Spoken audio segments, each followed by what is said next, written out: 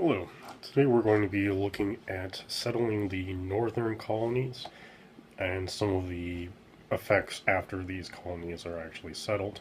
I'm not going to be going into every single colony in the north, New England area. I'm just going to look at some of the main ones. So, what caused the settling of New England? Essentially, the New England colonies were settled by the Puritans. Now, the Puritans were strict Calvinists. This is coming out of the Protestant movement, um, more or less in the late 1400s, but certainly more primarily in the 1500s. Um, what they believed was that law and government should be based on biblical principles. So they're going to form governments, certainly in laws, in North America that are more in line with, for example, what was in the Bible. So looking at the Ten Commandments, for example. Now, they thought that the Anglican Church was too similar to the Catholic Church and the Catholic faith. They thought there should be more accessions being made to make it distinct from the Catholic Church. So they thought the Anglican Church could have done more to be more in line with what they believed to be closer to God and his message and his belief. Now, the Anglican Church is the English Church. This is what came out of after Henry VIII. Separated from the Roman Catholic Church. I've covered much of this in a previous video, so if you want to look at that, certainly review that at some time. Now, in 1629, Charles I, this is in England, dismisses the Parliament. This is going to cause, or at least lead to, a civil war in England from the beginning. But after he dismisses Parliament, he starts going after religious groups, and one of these religious groups are going to be the Puritans. So the Puritans, because they are Protestant, but they believe in a far stricter form of Protestantism than what the English Church is practicing, and so this is viewed as blasphemy to the Anglican Church, and so they start to persecute the Puritans. Now, how all of this relates is this is going to cause many of the Puritans to flee England. Some of them are going to flee to the continent, for example, France or Dutch. Primarily, it's going to be in the Dutch region because they were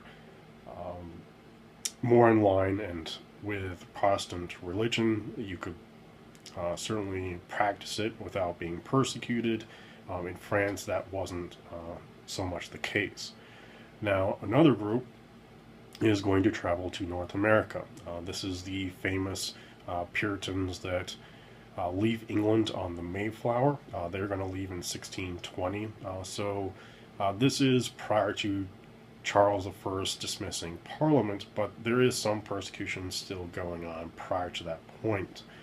And so you have about 100 Puritans that are going to flee England on the Mayflower. They are going to land what we now call Plymouth, and they are going to settle in that region. They settle in an area that is actually an abandoned indigenous village that the Native Americans had established. It was abandoned, so the Puritans start to set up their settlement in the remains of that village. Unfortunately, about half of those individuals are going to die due to the very harsh winter that follows. However, there are a few Indians who are going to come to the Puritans. They're going to teach them how to grow food, catch fish, and basically survive in this new world.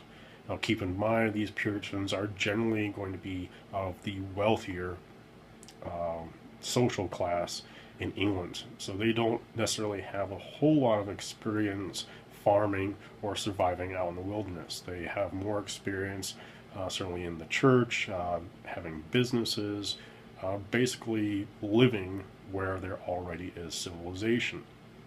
Of course, in North America, that's not the case, and so they do struggle quite a bit. But with the help of the Native Americans, they're going to develop a very flourishing trade with the Native Americans for furs. They're also going to be able to grow their own crops. The primary food is going to be corn, and so they do have a very small, bustling economy after the first year. They are going to celebrate their success with what is called Thanksgiving. They have a feast, they invite the Native Americans, they certainly have themselves the Puritans, they eat together, they celebrate this success. So that is the famous Thanksgiving dinner and the situation where we celebrate Thanksgiving year in and year out in November. Alright, moving away from Plymouth, we have another big colony that is going to be established. This is going to be the Massachusetts Bay Colony.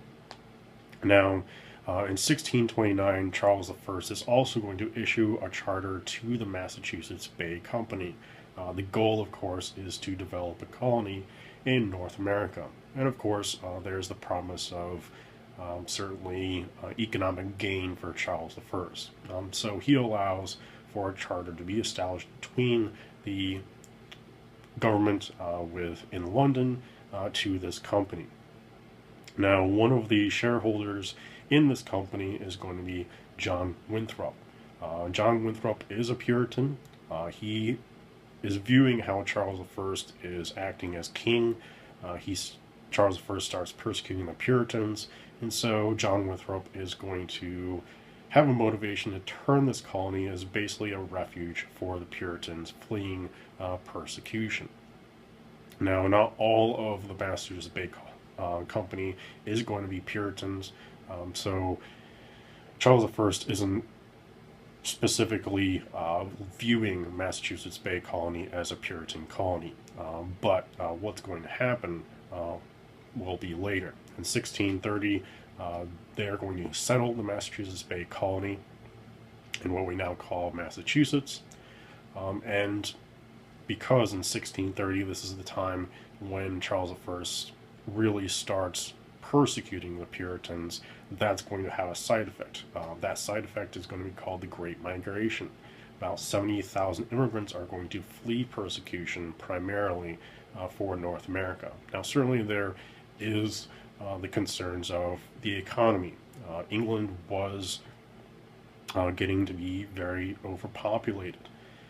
So as a result, they are going to basically leave England and go to North America for opportunity. This opportunity being maybe having their own farm, having some land, maybe they could spend a few years in North America, get rich, sell all this land, then come back to England after they've established themselves, and some are permanently going to stay in North America.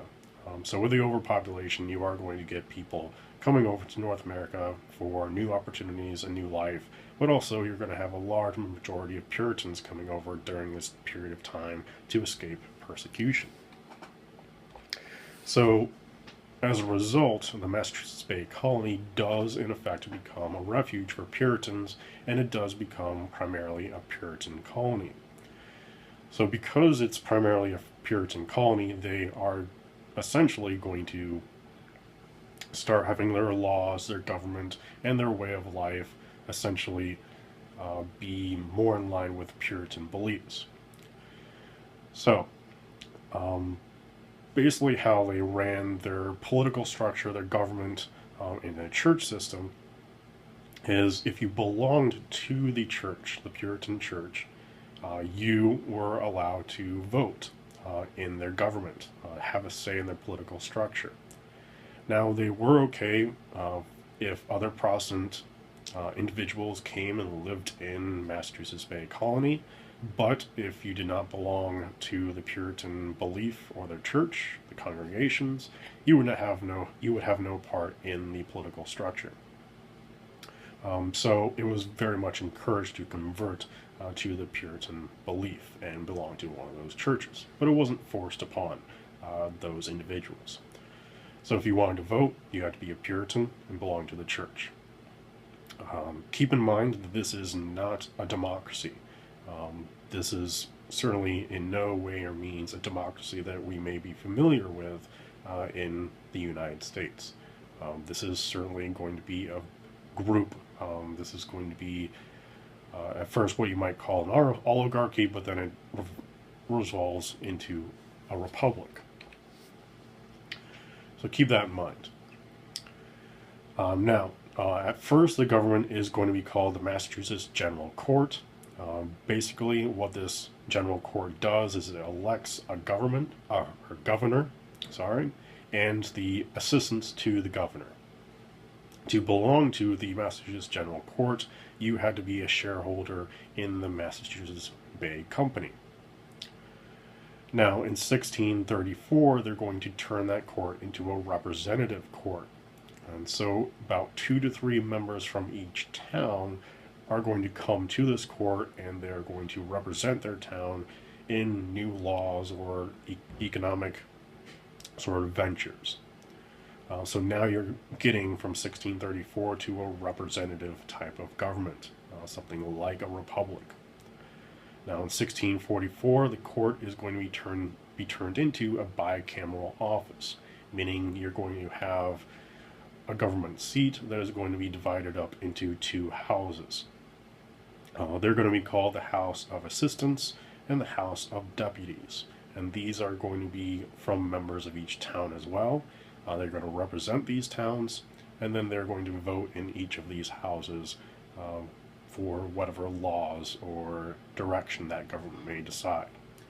And so, in a way, you have an early representative government starts to take form in the Massachusetts Bay Colony. They do model their government off of the British system. For example, the British Parliament is a bicameral situation. They have a House of Lords and a House of Commons, very much like what you have in Massachusetts Bay, where you have a House of Assistants and a House of Deputies. So it's a very similar type of system being developed in North America. So we have 2 rather big colonies being developed. Certainly the Massachusetts Bay Colony, which is where Boston is situated, is going to be the most populated colony for quite some time. And what results is, with that population, you're going to strain the resources of the area. For example, you have to feed this population. You have 70,000 new people coming into the northern colonies, for example. And so, as a result, you're straining the land for food, for supplies, for fur, and the basic economy. What that's going to do is certainly put some strain on the Europeans, and as well as the Europeans and the Indians. Basically, the European model on the Native Americans is that they're going to basically exploit their knowledge of the land and the resources. They do not see the Indians as partners or collaborators to their process. Now, some Indians are going to resist the Europeans. Some of them go to war with the Europeans very shortly after they arrive to North America, as they see them as a threat, certainly to the economy and the food source. Some Native Americans are going to collaborate with the Europeans, for example, teaching them how to plant crops, how to find resources. They are going to trade with them. And then eventually also some Native Americans are going to depend on the Europeans for food and supplies. Some Native Americans, for example, are going to give up the bow and arrow, and they are going to rely on the gun, which they have to rely on the Europeans for gunpowder, ammunition, and the weapons themselves. The Native Americans don't know how to make the gunpowder. So as a result, they become very dependent, and they lose some facets of their life. For example, learning how to hunt with a bow and arrow, and being independent from the Europeans. So the Indians are going to basically go out into the wilderness, hunt animals, take their furs, and trade these furs for guns and ammunition to continue this fur trade. In some cases, they may even trade for food themselves. So it's not exactly a very good situation for the Native Americans. What also affects relations is smallpox. This is a reoccurring theme. Smallpox was certainly a factor in South America. And it's certainly going to be a factor in North America. For example, some tribes started out with about 12,000 individuals. And then after they were exposed to the Europeans, over time, that tribe may have been dwindled down to about 3,000. Some tribes had somewhere around the range of 65,000 people when it dwindled to about 10,000. So they're cutting some tribes in half or even three-quarters the size.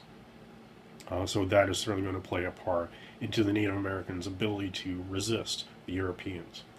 So some Native American tribes are just going to outright leave the area and go further west inland, which causes certainly some competition with the Midwest tribes or even further the Western tribes. They're all going to be competing for food. So, as a result, this is going to cause a lot of problems with Indians on Indians, Europeans and Indians, and eventually Europeans and Europeans. But as a result, the Europeans are not going to see the Indians as collaborators. They're going to use them for their knowledge of the land and the resources, and they're going to try profit off of this land for food or furs or some other economic good to sell back and make money. A lot of this is going to be focused on capitalism and trying to earn a living. And so many of the Europeans, at least in North America, see the Indians as being a figure in the way and not actually working with them. So that is certainly going to affect how the English are going to deal with the Indians, and as a result, how the Americans are going to deal with the Indians.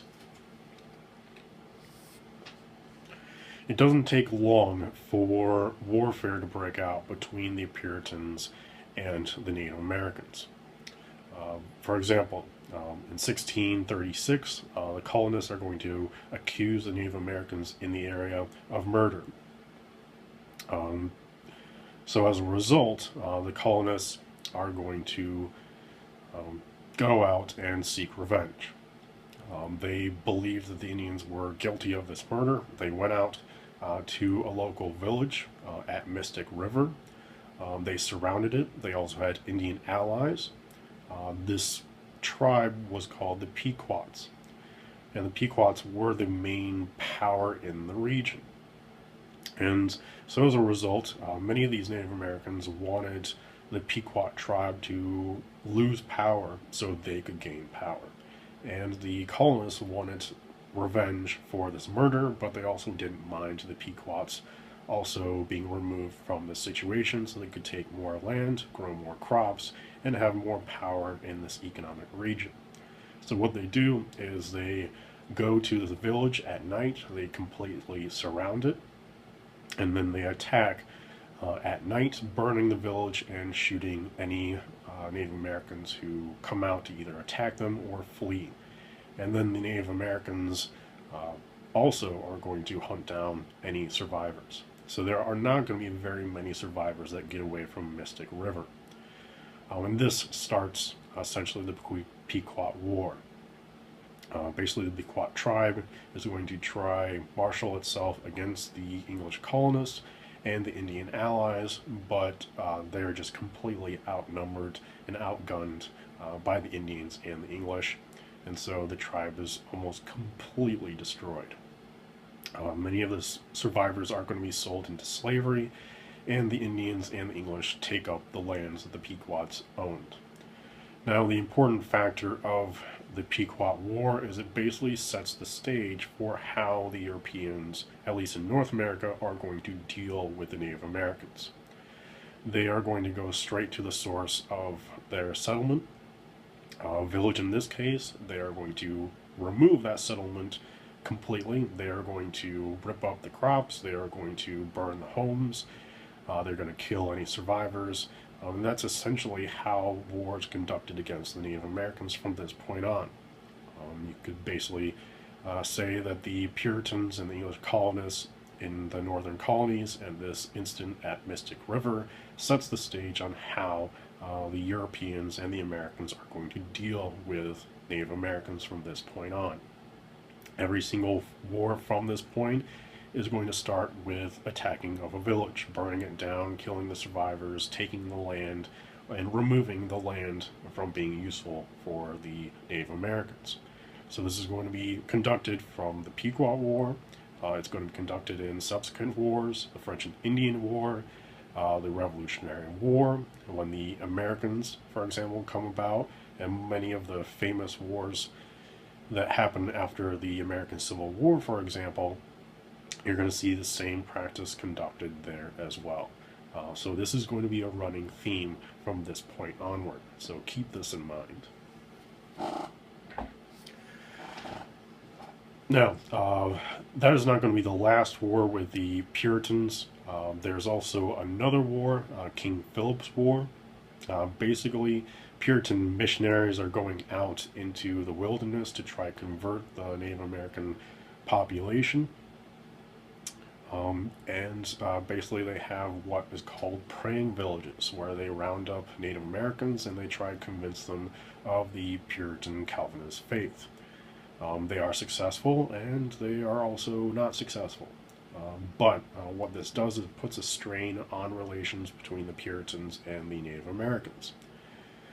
What starts the King Philip's War is essentially you have a converted Indian who has to take a European-style name.